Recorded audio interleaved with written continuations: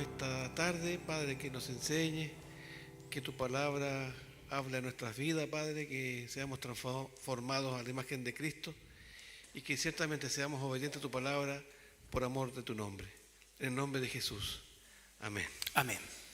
Bien, bueno, ya estamos en la etapa de los dones propiamente tal y pudimos hacer o hicimos esta división general donde están los dones fundacionales y los dones de edificación que por supuesto todavía no vemos, ¿ya?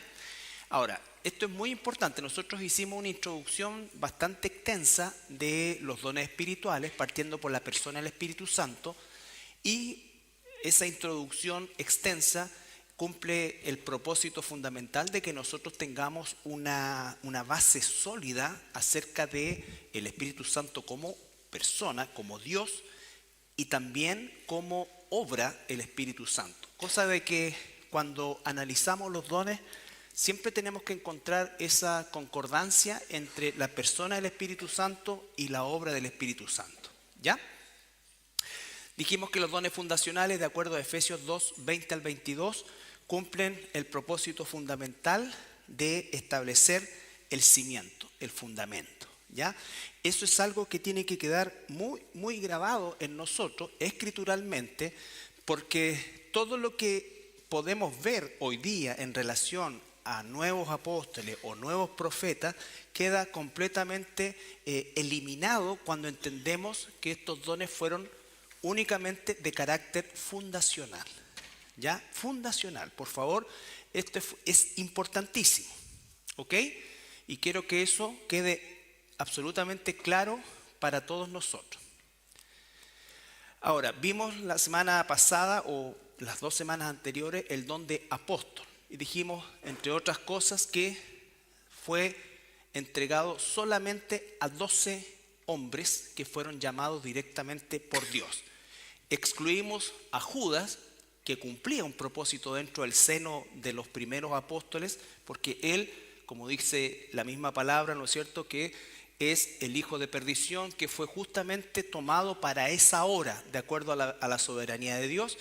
Y también excluimos de este número a Matías, quien ciertamente fue elegido por los apóstoles, cumplía los requisitos de haber visto a Jesús resucitado, de haber participado del ministerio de Jesús en un sentido, pero obviamente no había sido llamado directamente por Dios, ¿ya? Sin embargo, Matías cumple un rol que no está descrito en el Nuevo Testamento, como gran parte o prácticamente son 3 o 4 apóstoles de los cuales podemos saber algo al respecto, y principalmente en el Nuevo Testamento y en el libro de los Hechos, la vida de Pedro y de Pablo, ¿ya? Algo de Juan al final, cuando escribe sus cartas, y principalmente el libro de Apocalipsis. Pero del resto de los apóstoles no hay información, ¿ya? Ahora, eso no significa obviamente que no cumplieron su propósito. Además, existe una historia real que es paralela al texto bíblico y que muchas veces nosotros ignoramos porque nos concentramos, por supuesto, en el texto bíblico, porque es de ahí, eso es lo que podemos nosotros fehacientemente determinar que es palabra de Dios.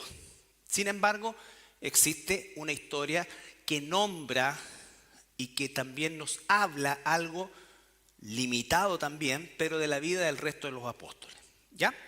Entonces, Matías cumplió, como decía, un rol importante en completar este número que significa administración o gobierno, ¿no es cierto?, más o menos por una década o más, hasta que el Señor llama al apóstol Pablo con el propósito fundamental y la misión específica de ir a los gentiles, ¿ya? Dijimos que también la palabra apóstol en términos genéricos es un enviado. Sin embargo, la aplicación del ministerio apostólico y el don apostólico se aplica solamente a estos 12 individuos, ¿ya? Bueno, tenemos muchos versículos para ratificar eso, y las señales milagrosas que se hacían a través de estos apóstoles ciertamente cumplían el propósito de certificación del mensaje y del mensajero.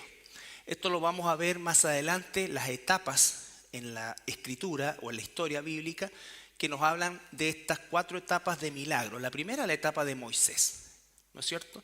Y nosotros conocemos que Moisés es designado también como profeta de Dios, que habló de parte de Dios, y él está hablando lo que se llama ex cátedra, es decir, está hablando cuando todavía no hay algo escrito, ¿ya? Entonces, él está escribiendo, diríamos, lo que va a ser finalmente la Torá o el Pentateuco, que es lo mismo en griego, y milagros, prodigios que se hacían también a través de Moisés. La época de Elías y Eliseo, dijimos que esta es una época también importante y fundamental en la historia de Israel, porque aquí ocurre la división del reino que permanece hasta el día de hoy, ¿ya? La época, por supuesto, de Jesús. Bueno, Elías y Eliseo, aproximadamente hasta Jesús, estamos hablando de unos 600 o 700 años, ¿no es cierto?, en lo cual no hay registro de milagros, ¿ya?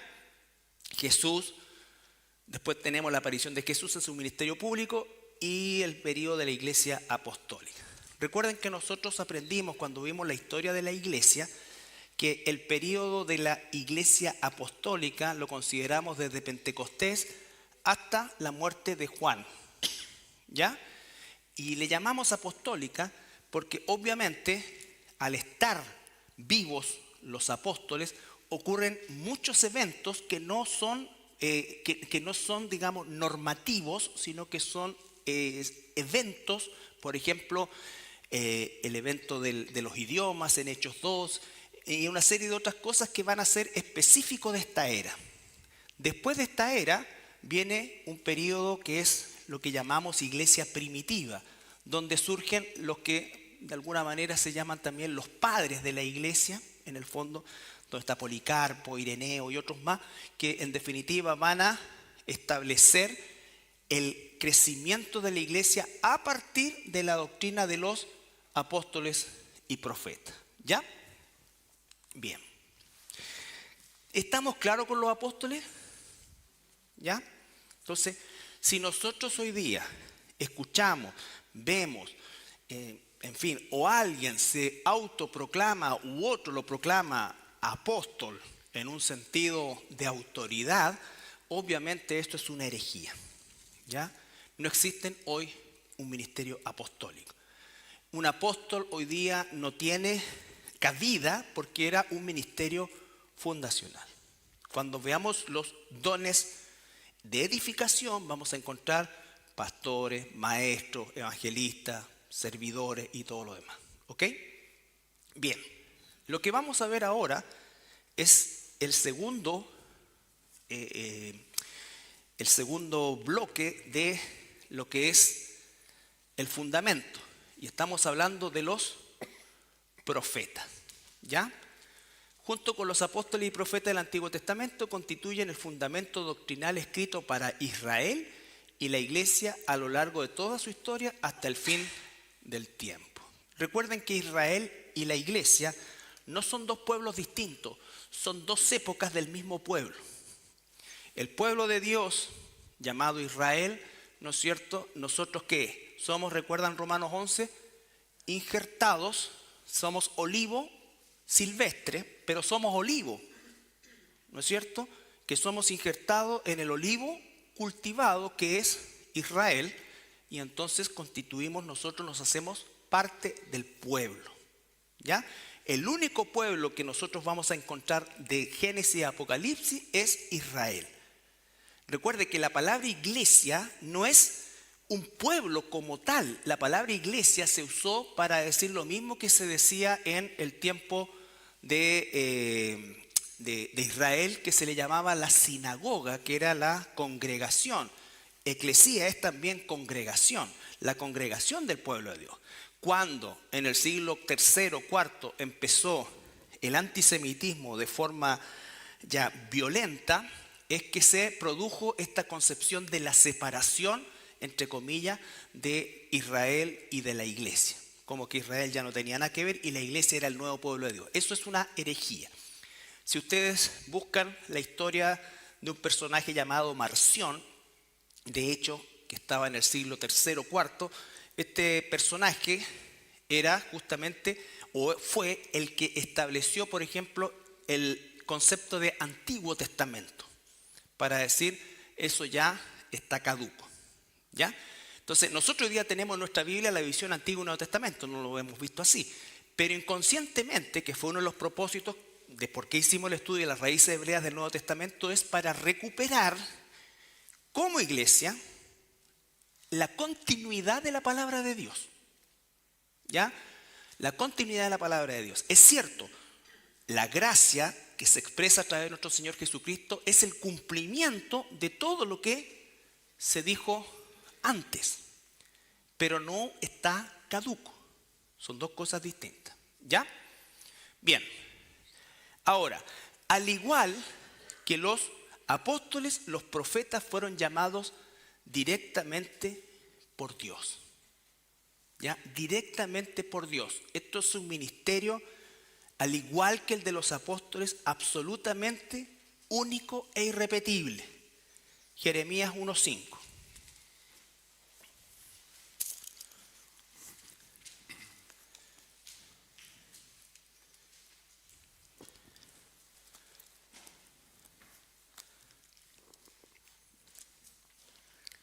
Antes que te formase en el vientre, te conocí, y antes que nacieses, te santifiqué, te di por profeta a las naciones. Ya, antes. Y si fuéramos más allá, antes de la fundación del mundo, Dios lo determinó. Ni siquiera cuando ocurrió la concepción de Jeremías. ¿No es cierto? Ahora, se manifestó en alguna etapa de la vida de Jeremías, pero la elección estaba hecha de antes, el llamado de Dios. Por eso es tan importante esto, porque yo no podía proclamarme o autoproclamarme profeta. Era un llamado de Dios. ¿Ya? Ahora, quiero que leamos Deuteronomio, no está acá, el capítulo 5. Versículo 11.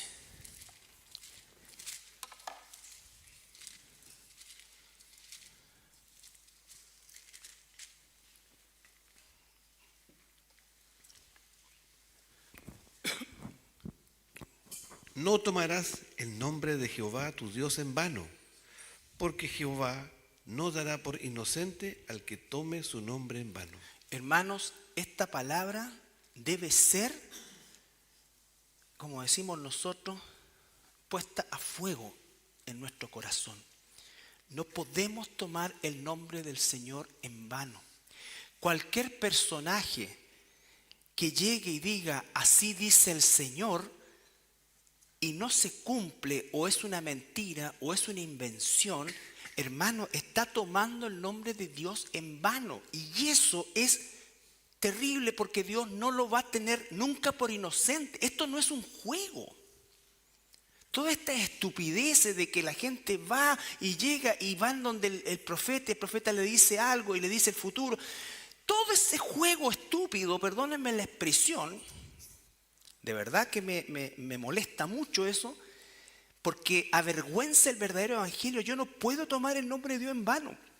Estos hombres hablaron de parte de Dios, fueron llamados por Dios, sus palabras que fueron inspiradas por Dios quedaron registradas. Nosotros tenemos que entender eso.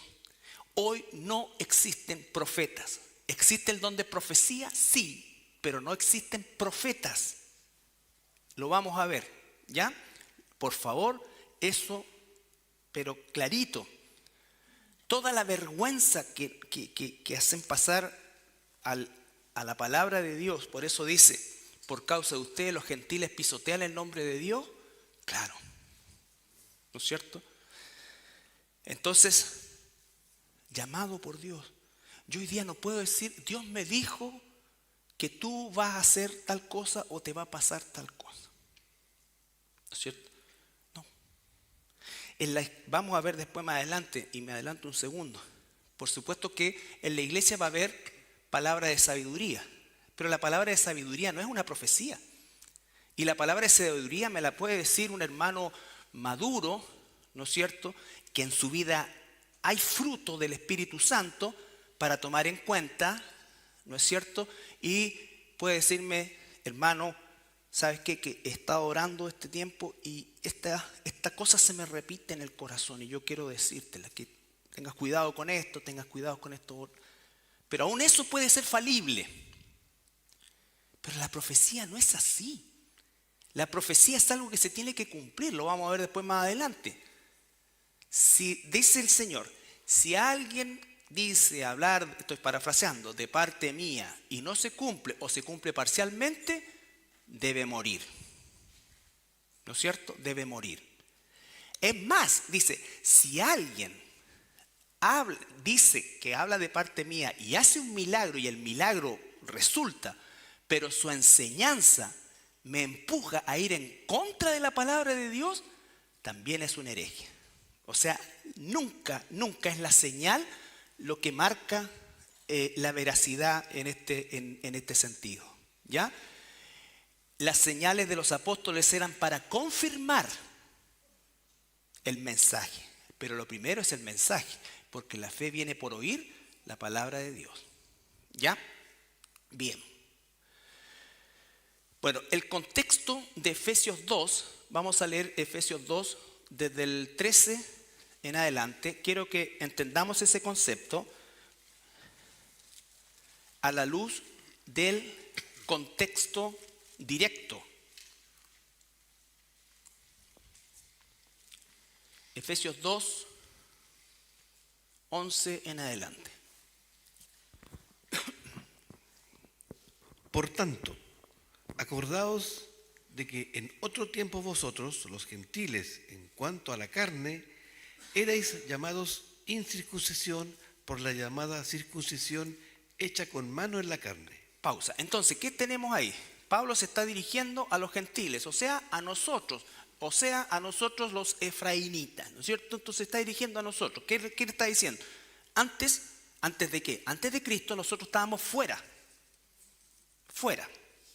Por eso es que Efesios 2:20 lo tenemos que entender a la luz de los profetas del Antiguo Testamento, que fueron los que establecieron la primera parte del fundamento.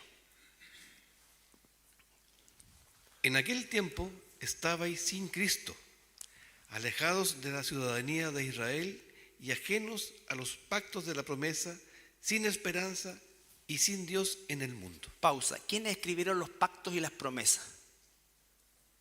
Los profetas, ¿no es cierto? Por lo tanto, estamos hablando de estos profetas. ¿Ya? Pero ahora en Cristo Jesús, vosotros que en otro tiempo estabais lejos, habéis sido hechos cercanos por la sangre de Cristo. Porque Él es nuestra paz, que de ambos pueblos hizo uno, derribando la pared intermedia de separación, aboliendo en su carne las enemistades, la ley de los mandamientos expresados en ordenanzas para crear en sí mismos de los dos un solo y nuevo hombre, haciendo la paz, y mediante la cruz reconciliar con Dios a ambos en un solo cuerpo, matando en ellas las enemistades. Ahí queda claro que es un solo pueblo. Y vino y anunció las buenas nuevas de paz a vosotros que estabais lejos y a los que estaban cerca, porque por medio de él los unos y los otros tenemos entrada por un mismo espíritu al Padre. Así que ya no sois extranjeros ni advenedizos, sino conciudadanos de los santos y miembros de la familia de Dios, edificados Pausa, sobre... ahí está. ¿Se entiende entonces? Todo el contexto del versículo 20 que vamos a decir ahora es el fundamento, lo que escribieron los antiguos, que se hace efectivo en Cristo, y que al hacerse efectivo en Cristo significa que nosotros que antes estábamos lejos porque fuimos, ¿recuerdan lo que pasó? Dios se divorció de Efraín, entonces ahora lo puede volver a traer porque muere Jesús, ¿no es cierto? Y entonces su muerte y su resurrección hace un hombre nuevo. El nuevo hombre es el resucitado, a eso se refiere. Y ahí entonces inserta el versículo 20. Edificados sobre el fundamento de los apóstoles y profetas, Ahí está. sabiendo la principal piedra, siendo la principal piedra del ángulo, Jesucristo mismo. ¿Se entiende? Entonces Jesucristo une ambos y Él forma el todo, pero está refiriéndose a los profetas del Antiguo Testamento. No se puede usar este pasaje para decir, ¿viste? Hay profetas. No, se está refiriendo a ellos, a los que pusieron la primera parte del fundamento, a los que escribieron los pactos, las promesas y todo lo que tenemos en el Antiguo Testamento. ¿Ya? ¿Queda claro eso? Bien. Bueno, los conceptos bíblicos ahora. En la Biblia aparecen cuatro palabras para profeta. La primera de ellas es roe, que significa vidente. Un vidente no es alguien que adivina o ve el futuro. Un vidente es el que ve las cosas como Dios las ve. Por ejemplo, cuando veamos Jeremías, ¿no es cierto? Jeremías, ¿se recuerdan cuál es la época en que vive Jeremías? Previo al cautiverio babilónico, y el pueblo de Israel está endurecido, y dicen que van a hacerle frente al rey de Babilonia y que lo van a vencer y se van a librar y todo esto. Y Jeremías, ¿qué le dice al rey? Le dice, no, van a ser destruidos, van a ser llevados cautivos. Así que mejor sométanse a él, al rey. Eso fue lo que dijo. ¿No es cierto? ¿Qué ganó con eso? Bueno, que lo buscaran para matarlo permanentemente. Ellos estaban viendo las cosas según su percepción, pero Jeremías, el vidente, las ve como las ve Dios.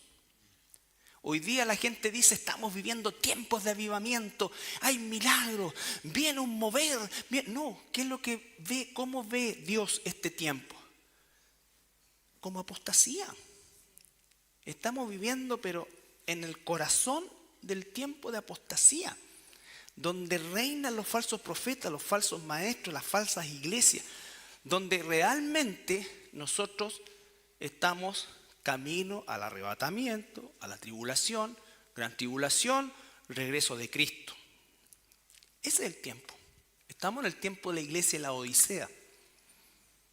Entonces, así es como Dios ve el tiempo. ¿Ya? Hay un gran mover. No hay un gran mover. Este es el tiempo del remanente. Del remanente. Así ve Dios las cosas. ¿Ya? Entonces, entender que el vidente no, porque para nosotros el concepto de profeta siempre tiene que ver con algo que es una proyección, es un pronóstico. No es un pronosticador. Es alguien que ve las cosas como... Por eso es que los profetas, a todos ellos, los perseguían. No eran gente popular. No existía esta estupidez de que hay una fila de gente y el profeta le dice al oído, te va a ir súper bien, sé que tienes este problema, pero Dios te va a sacar de ahí. Y, todo eso, y la gente va, y va. Eso no, hermano, eso es jugar a la adivinación, eso es satánico, eso no es de Dios. Y esa gente o está muy enferma, o es muy ignorante, o está endemoniada. No hay otra opción. ¿Ya? No hay otra opción. Entonces, el término vidente, 1 Samuel 9:9.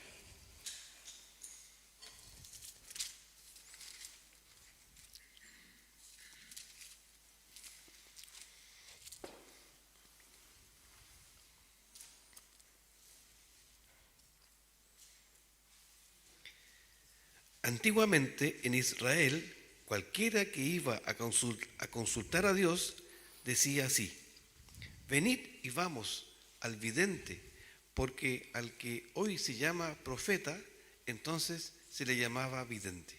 Ya. Este pasaje de Samuel va a ser la transición entre que antes de la aparición de Samuel se le llamaba vidente al que era consultado y que tenía, digamos, palabra de Dios. Pero va a dar paso al Naví, que significa profeta, pero lo vamos a ver más en extenso, ¿no es cierto? Que significa profeta, que significa proclamador, ¿no es cierto? Y la palabra roé significa ver, el que ve, ¿ya? El profeta es aquel que por revelación directa era la voz de Dios. Era la voz de Dios. Jeremías 1, 1 al 4. Escuche esto. Revelación directa era la voz de Dios. Era algo autoritativo. Las palabras de Jeremías, hijo de Hilcías, de los sacerdotes que estuvieron en Anatot, en tierra de Benjamín. Palabra de Jehová que le vino en los días de Josías, hijo de Amón, rey de Judá, en el año 13 de su reinado.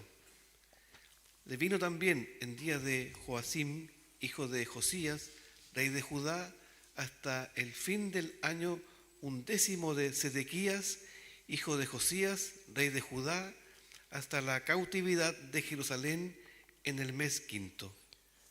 Vino pues palabra de Jehová a mí, diciendo. Vino palabra de Jehová a mí, diciendo. Lo que va a decir de ahí en adelante es palabra de Dios y tiene carácter autoritativo, ¿no es cierto? Autoritativo. La profecía o la labor del profeta principalmente es la misma labor que hoy tenemos nosotros. Los profetas, su principal labor era llamar a Israel al arrepentimiento. Les decían lo que Dios quería para ellos, lo que debían hacer. Cuando no lo hacían, llamaban al arrepentimiento, a volverse a Él. Esa era la principal función. La función predictiva era una función menor, que existe por supuesto, cuyo cumplimiento se realizó en gran medida en la vida de Jesús.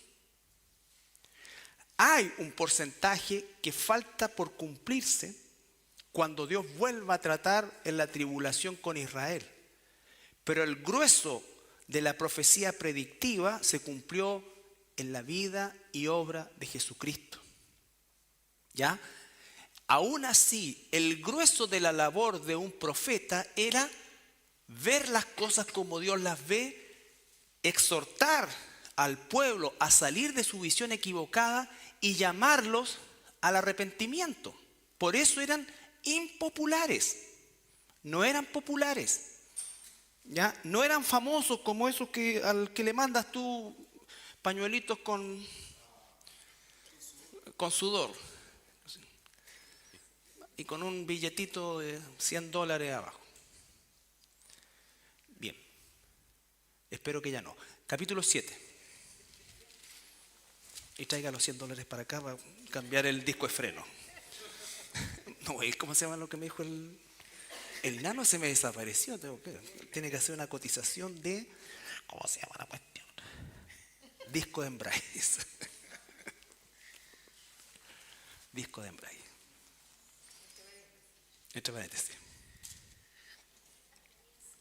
Mas esto les mandé, diciendo, escuchad mi voz, y seré a vosotros por Dios, y vosotros me seréis por pueblo. Pausa. Ese es Jeremías hablándole a la gente, al pueblo de Israel.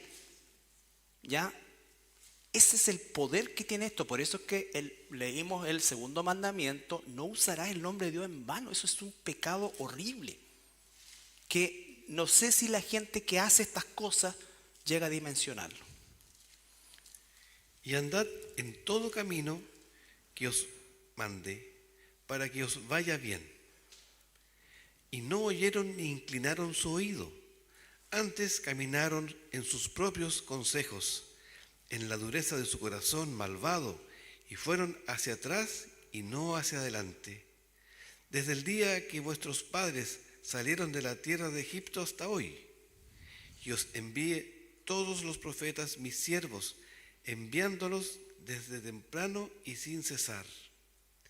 pero no me oyeron ni inclinaron su oído, sino que endurecieron su cerviz e hicieron peor que sus padres. Tú, pues, les dirás todas estas palabras, pero no te oirán. Los llamarás y no te responderán. Fíjense lo que está pasando aquí. Dios está usando a Jeremías para decirle a este pueblo, voy a parafrasear, Dios quiere que les vaya bien, que le hagan caso a Dios, que inclinen su oído a Él. Pero le dice, ¿sabes qué? No te van a hacer caso. Van a ser peor que los padres a los cuales yo desde que salieron de Egipto les he mandado profetas que les decían lo que tenían que hacer. Pero ¿qué hicieron? No los obedecieron. Y ahora anda a este pueblo que sigue siendo igual de duro, ¿no es cierto? Y les vas a decir esto, pero no te van a escuchar. Entonces imagínense la pega del profeta. Él ve las cosas como las ve Dios. Él ve que aunque les predique, no van a responder. Entonces diría, bueno, ¿y para qué voy? Porque tiene que ir, porque Dios lo está mandando. Porque la voluntad de Dios no es para cuestionarla, es para obedecerla. Es para obedecerla. Dios tiene sus planes, sus formas y sus propósitos. Y yo no soy nadie para cuestionar eso. Es como cuando nosotros enseñamos la doctrina de la elección, que está claramente en la Escritura. Está claro que Dios siempre elige. Elige un pueblo, elige una persona, elige esto, elige a Judas para que fuera esto, para que hiciera todo. Y a nosotros nos dice, ir por todo el mundo y predicar el Evangelio. Esa es nuestra misión. Pero los que se salvan son elección de Él. ¿Se entiende? Entonces, lo que quiero decir acá es que hablan de parte de Dios, por revelación directa de Dios, y en el caso de Jeremías, recuerden que a Jeremías intentaron matarlo muchas veces. ¿Y quién lo protegió a Jeremías? ¿El rey de Israel? ¿Quién? No, o sea, sí, pero ¿a quién usó el Señor para protegerlo? Nabucodonosor. El propio enemigo lo protegió, así es Dios. El propio enemigo lo protegió. ¿Ya? Ok. Estuvieron ahí, yo sé que lo tenía en la punta de la lengua. Isaías.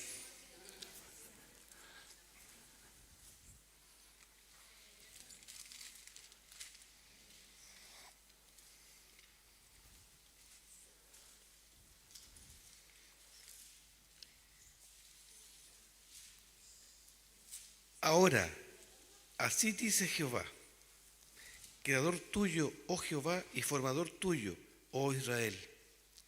No temas, porque yo te redimí, te puse nombre, mío eres tú. Cuando pases por las aguas, yo estaré contigo, y si por los ríos, no te anegarán. Cuando pases por el fuego, no te quemarás, ni la llama arderá en ti. Porque yo, Jehová, Dios tuyo, el Santo de Israel, soy tu Salvador. A Egipto he dado por tu rescate, a Etiopía y a Seba por ti. ¿Se dan cuenta que habla en primera persona? Porque no solamente es el que ve las cosas, sino que es la boca de Dios, que es la palabra Naví, que la vamos a ver ahora un poquito más adelante. Isaías 44, 1 y 2.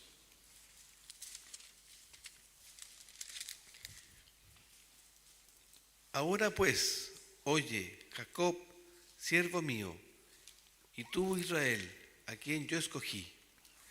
Así dice Jehová, hacedor tuyo y el que te formó desde el vientre, el cual te ayudará. No temas, siervo mío Jacob, y tú, Jerusalén, a quien yo escogí. Ya, yo escogí. Hablando en primera persona, Isaías. ¿Por qué? Porque es el Naví de Dios. Ellos dicen, así dice el Señor. Y empiezan a hablar como en primera persona. ¿Ya? Ezequiel 1 al 3. Y si analizamos todos los profetas, todos tienen el mismo molde.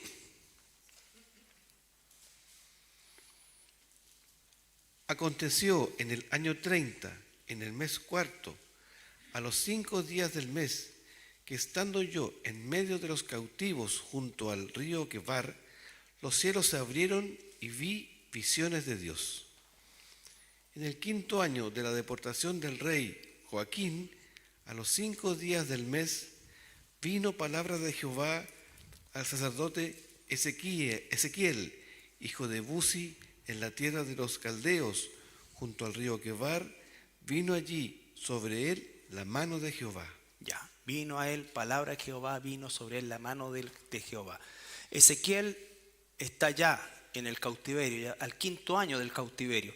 Jeremías es antes del cautiverio, Isaías es antes de Jeremías, ¿no es cierto? Pero estamos viendo, y como les digo, si nosotros analizamos a los profetas, a Oseas, todo esto, recuerden, a Oseas le dice: el Señor habló conmigo y me dijo, ve y toma una mujer ramera por mujer. Es una ordenanza de Dios directa, es una instrucción directa, todo el proceso es directo, ¿ya? Y por supuesto que era absolutamente era prescriptivo, esto no era algo optativo, era prescriptivo. Había consecuencias positivas en obedecerlo y había consecuencias negativas en no hacerlo, ¿ya? Nunca era neutral y nunca es neutral, ¿ok? Ahora, otra de las labores de los profetas era que eran consultados muchas veces frente a situaciones puntuales y muchas veces, casi todas en realidad, en relación a guerras, batallas, ¿ya? Gedeón pregunta: ¿con cuántos vamos a ir? No, el otro. ¿Estás levantando la mano? Sí.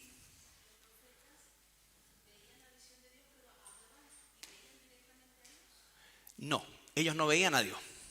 Buen punto, porque el único que vio a Dios cara a cara es Moisés. ¿Ya? Moisés. Y esa es una gran diferencia que vamos a ver también.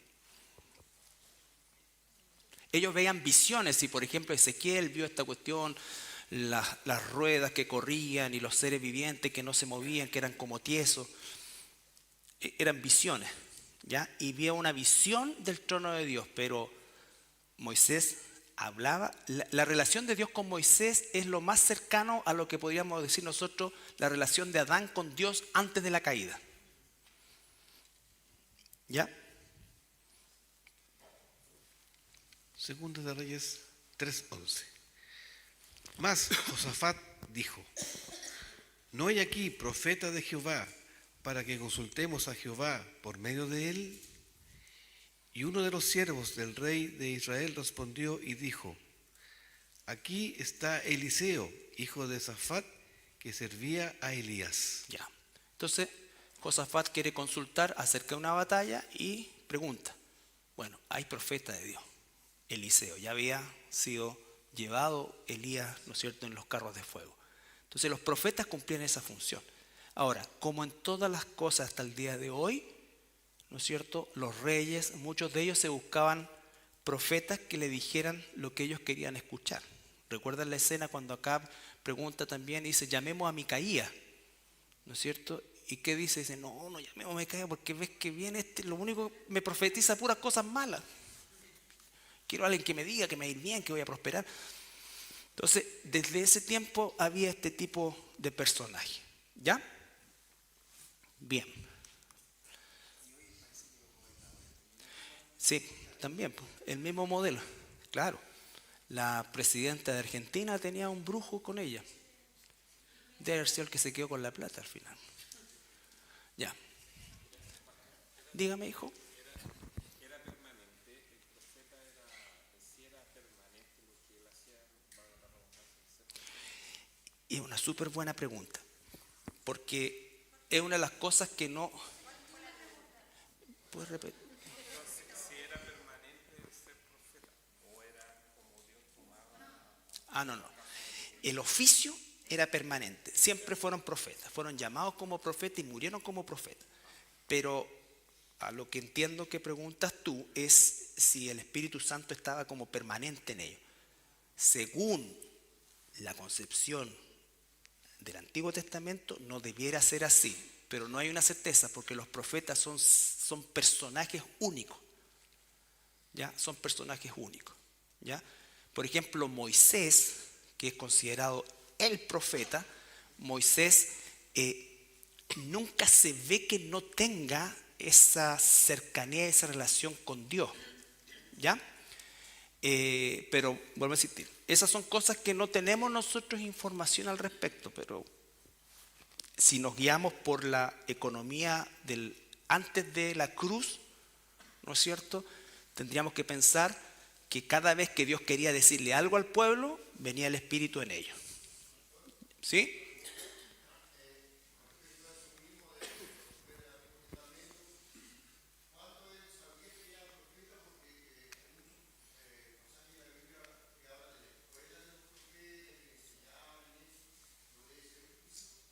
No, no, no. No, no, no. No, por eso es que es tan importante entender el oficio de profeta, porque la palabra profeta, tanto en el Antiguo como en el Nuevo Testamento, ahora, Naví era solamente aplicado a esto, ¿ya? Pero, el vidente, el roé, el vidente, era solamente aplicado a los profetas porque esa era una condición sobrenatural. Pero habían, por supuesto, aquellos que enseñaban la ley, los sacerdotes y todo, ellos aprendían la ley, que es un poco también como la palabra que se usa ahora en el Nuevo Testamento, que es proclamar la verdad de Dios. Pero el profeta normalmente hablaba ex cátedra, que se llama. Va a decir, no está escrito. ¿Ya? Los sacerdotes, los maestros, los rabinos del tiempo de Jesús, por ejemplo, todos ellos hablaban lo ya escrito. ¿Ok? Bien. La palabra Naví es la que más se traduce, aparece 300 veces, las otras son muy poquitas, y significa anunciar o la boca de. La boca de. ¿Ya? Éxodo 4. O decir, el Naví es la boca de Dios. Es la boca de Dios. Los profetas no eran maestros. Los sacerdotes, ¿no es cierto? Y los escribas tenían una condición más de maestro. El profeta era la boca de Dios que traía mensaje al pueblo. Y la función principal era llevar al pueblo a la voluntad de Dios, sacarlo de su pecado, llevarlo al arrepentimiento.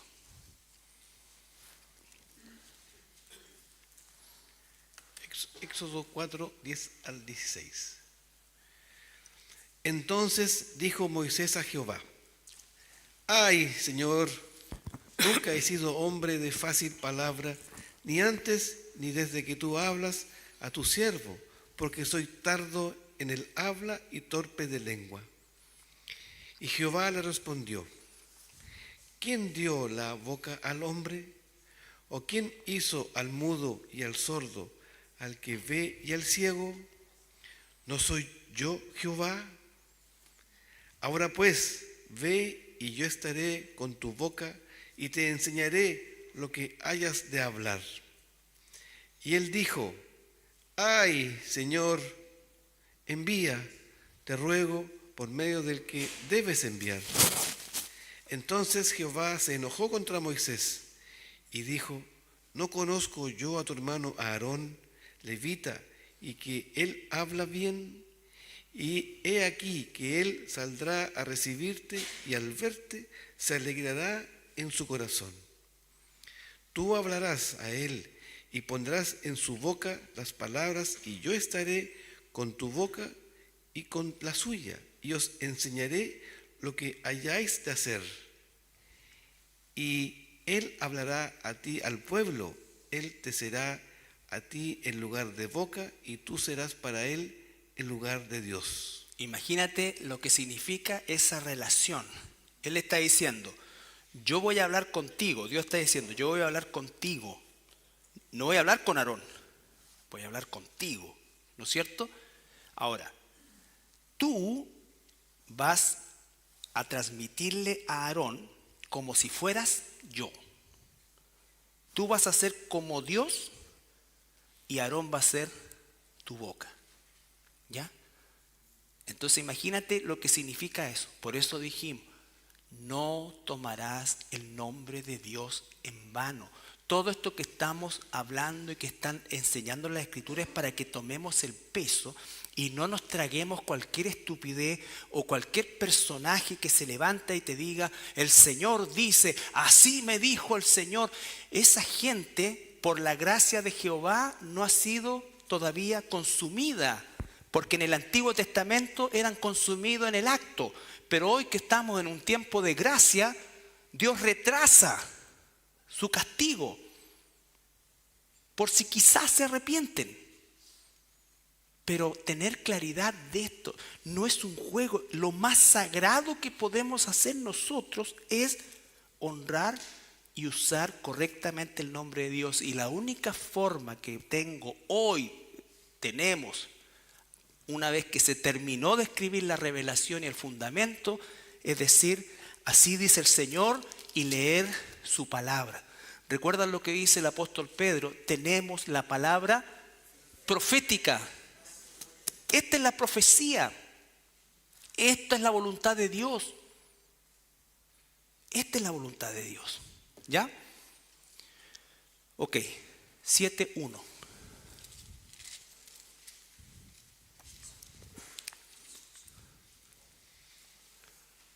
Jehová dijo a Moisés: mira, yo te he constituido Dios para Faraón, y tu hermano Aarón será tu profeta. Entonces, por eso te decía recién que la relación de Dios con Moisés es única. Es única, es irrepetible. Ningún otro personaje, salvo Jesús, por supuesto, tuvo esa relación. ¿Ya? Deuteronomio 5:5. Recuerda, no le dice tú serás Dios, no, tú serás como Dios, tú tomarás mi rol, ¿no es cierto? Porque a ti se te pegan los platinos, entonces vamos a usar a Aarón, ¿ya? Porque las 10 plagas se habría demorado mucho tiempo, habrían llegado las plagas. Pobrecito Moisés. Pregunta, ¿en qué idioma hablaba Dios con Moisés? Hebreo. Hebreo. No le decía, le hablaba en hebreo. Porque el propósito era que lo entendiera. Entonces, ¿por qué puede salir un tipo ahora y decirme, ¿te das cuenta? Por eso hicimos la introducción del Espíritu Santo, porque esas ridiculeces son lo que tiene podrido mucho del testimonio de la iglesia. ¿Ya? Entonces tenemos que nosotros, el juicio es de Dios, pero la denuncia es nuestra. Deuteronomio 5:5. Perdón, hay una pregunta allá, el joven, el pequeño que está allá atrás.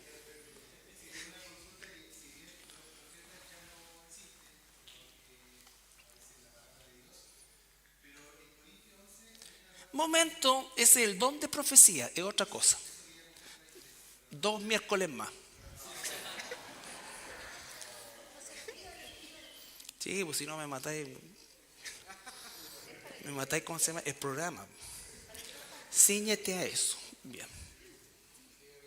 No, pero sí, esa es la diferencia. Hoy no hay profeta, pero hay don de profecía. Son dos cosas distintas. Ahora hay que entender la profecía. Por ejemplo, yo te estoy hablando de la palabra de Dios. ¿Tú entiendes? Ya, entonces yo soy profeta. Si tú le explicas a un niño la palabra de Dios y el niño la entiende, tú estás haciendo un ejercicio profético. ¿Ya? Vamos a verlo bien. La palabra profeta en el Nuevo Testamento, por adelanto, ¿no es cierto? Es proclamar, predicar. Claro, sí. Que Peñalolén.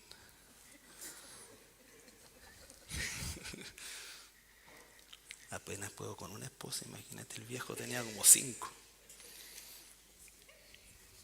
Yo estaba entonces entre Jehová y vosotros, para declararos la palabra de Jehová, porque vosotros tuvisteis temor del fuego y no subisteis al monte. Fíjense, Moisés dice entonces, yo estaba puesto entre Dios y ustedes. Yo les hablaba la palabra de Dios. ¿Ya? Yo les hablaba la palabra de Dios. Entonces, ¿qué dice esto? Probablemente Moisés más bien sintió la presión de hablarle al faraón, porque Moisés no tenía mayor problema de hablar con el pueblo. ¿Ya? Pero hablarle al faraón era otra cosa. Entonces, ahora, él dice que les hablaba la palabra de Dios y ellos tenían ¿qué cosa? Miedo, porque cada vez que Dios le daba ordenanza a Moisés, habían señales, relámpagos y una serie de otras cosas y el pueblo se asustaba. ¿Ya? Entonces la gente le decía, anda tú Moisés y lo que te diga lo vamos a hacer. ¿Ya? Entonces, el profeta, el Nabí, es la boca de Dios. ¿Ya? La boca de Dios.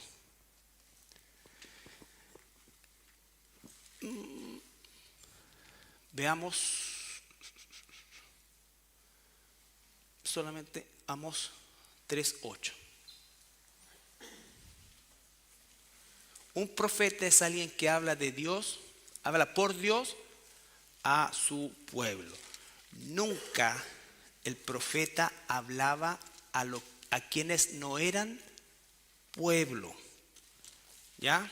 La única vez que eso aparece en la escritura es Jonás. Muy bien, ¿no es cierto? Jonás. Pero ahí lo tenemos claramente especificado. O sea, a Nínive, a los ninivitas. Pero eso no es la norma. Dios puede romper su norma en algún momento, claro. Pero está claramente especificado.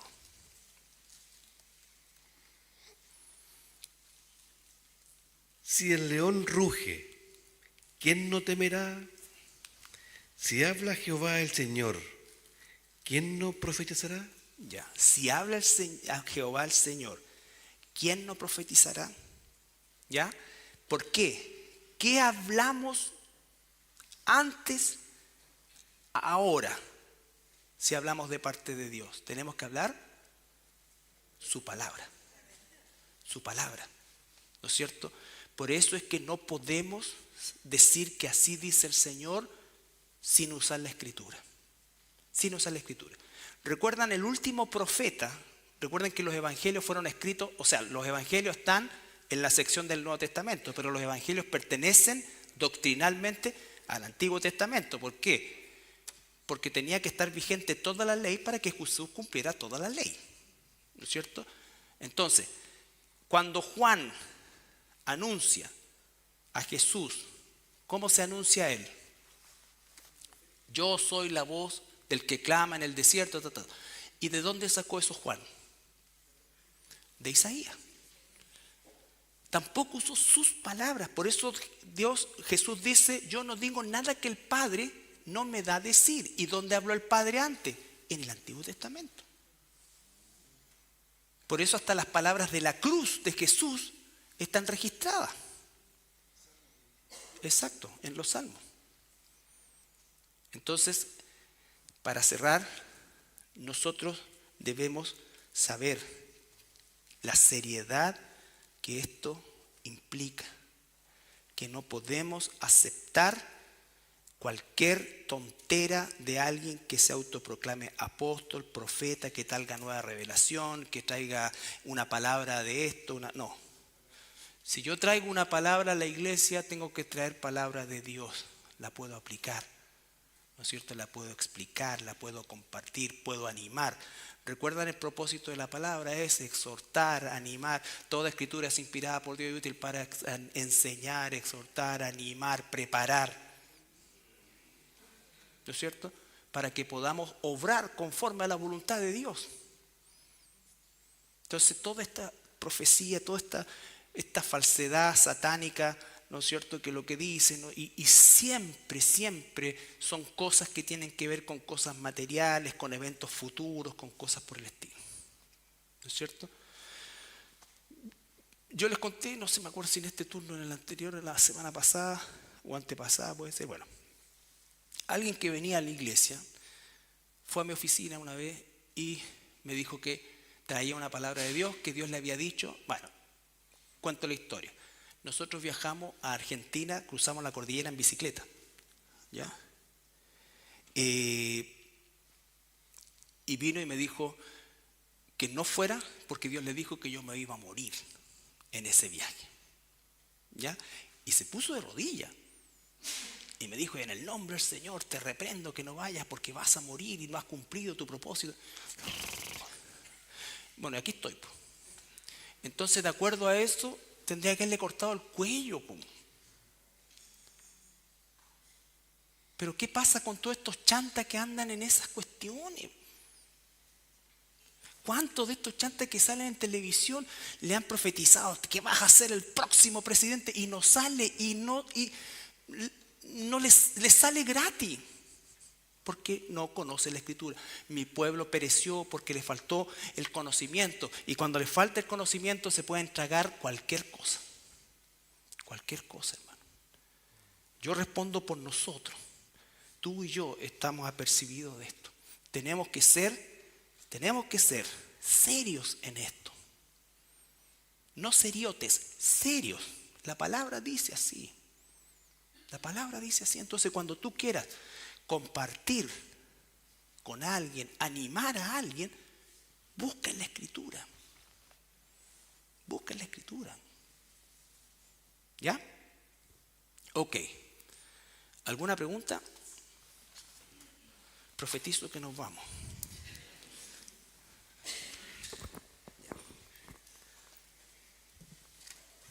Ok.